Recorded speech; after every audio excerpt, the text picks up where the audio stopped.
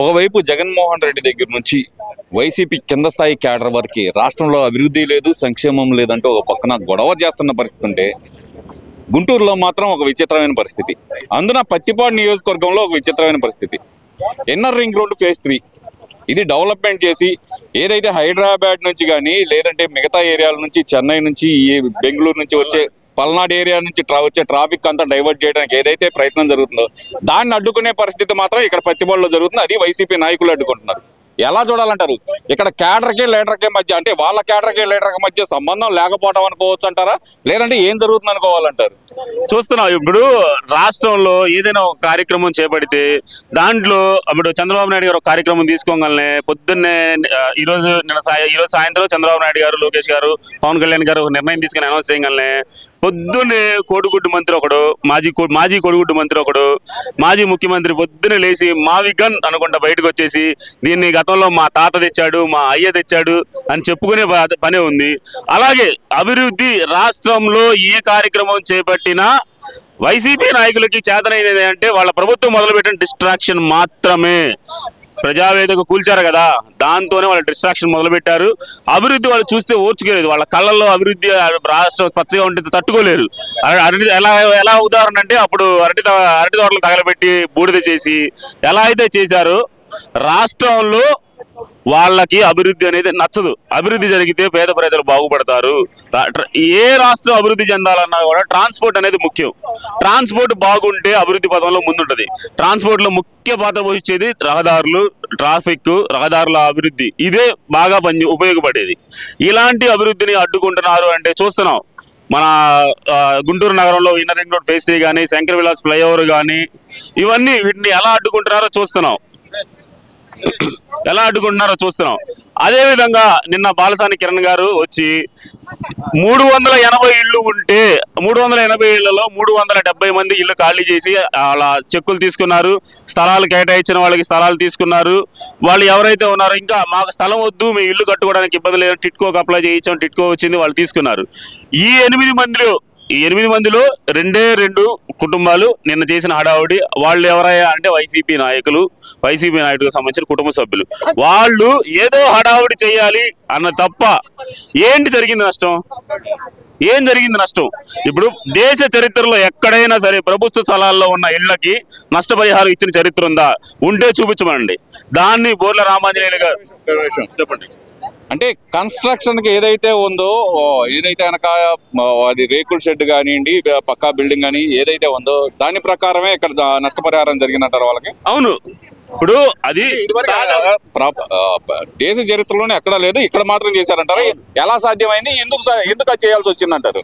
ఎందుకు సాధ్యమైందంటే గుంటూరు నగరంలో అతిపెద్ద స్లమ్ ఇది. ఇక్కడ ఉంటున్న ప్రజలందరూ రోజు కూలీలు చేసి రూపాయి కష్టపడి పేర్చుకొని చేశారు.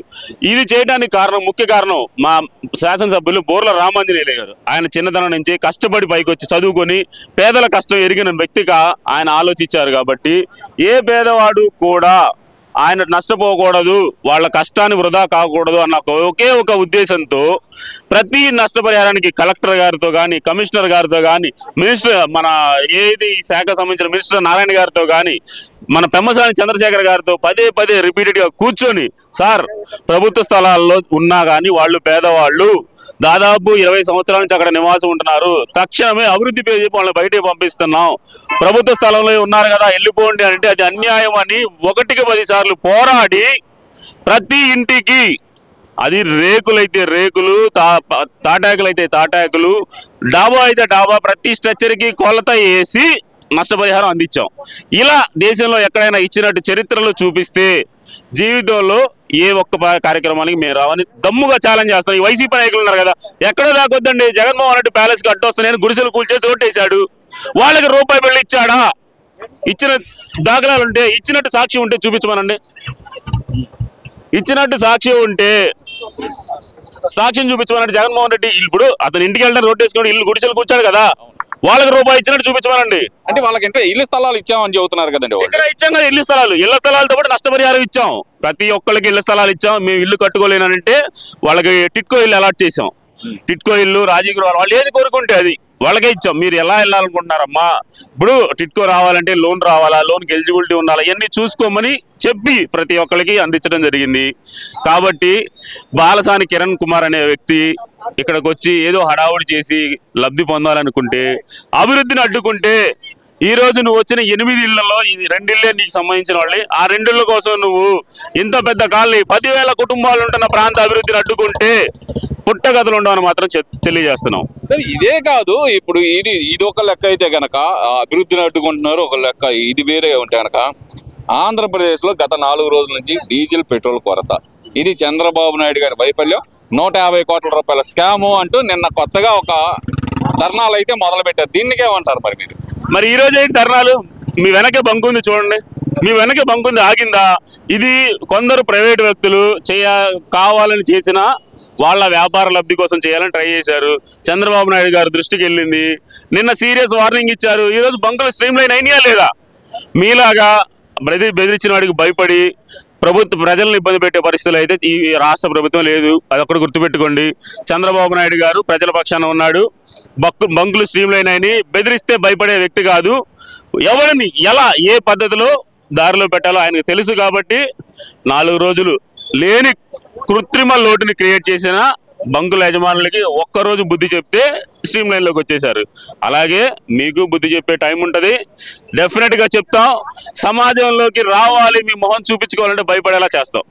ఇదే కాదు, డీజిల్ తీసుకురాలేని చంద్రబాబు నాయుడు, ఆంధ్రప్రదేశ్లో డీజిల్ కొరత చేర్చలేని చంద్రబాబు నాయుడు గూగుల్ తెచ్చాడంటే మేము నమ్మాలా అంటూ గుడివాడ అమర్నాథ్ గాని సజ్జల రామకృష్ణారెడ్డి గాని చేస్తున్న వ్యాఖ్యలు మరి దీనికి ఏం చెబుతారు? మరి ఇప్పుడు గుడివాడ అమర్నాథ్ గురించి మాట్లాడాలనుకోవాలంటే గుడ్డు ఇంకా ఎన్ని రోజులు పొదిగిద్ది?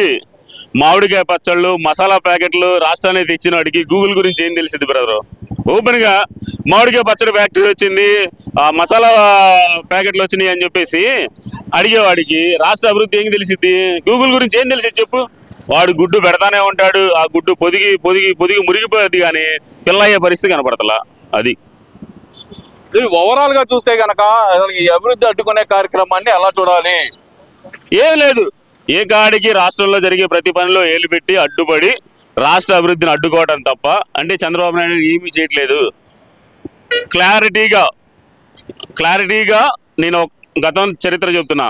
Hyderabad, Secunderabad, Cyberabad at the same time ఆంధ్రప్రదేశ్లో మీరు చెప్పుకుంటున్న మీరు 3 రాజధానులు చెప్పారు, కానీ ఆయన ఒకటే రాజధాని ఒకటే స్టాండ్ మీద ఉన్నాడు. అన్ని ప్రాంతాలు అభివృద్ధి చేస్తున్నాడు. వైజాగ్లో గూగుల్ వచ్చింది, కర్నూలులో చేయాల్సిన సిటీ ఆ గతంలోనే చేశారు. ఆ రాజధాని రాయలసీమ ప్రాంతంలో కియా జరిగింది. చేతలకి మాటలకి ఉన్న తేడా కూటమి ప్రభుత్వానికి వైసీపీ ప్రభుత్వానికి చాలా నక్కకి నాగలోకానికి ఉన్నంత తేడా ఉంది. ప్రజలు గమనించారు. ఒకసారి సెంటిమెంట్, తండ్రి పోయాడు, చెల్లి వచ్చింది, తల్లి వచ్చింది, బతిలాడుకున్నారు, సెంటిమెంట్ మోసపోయారు.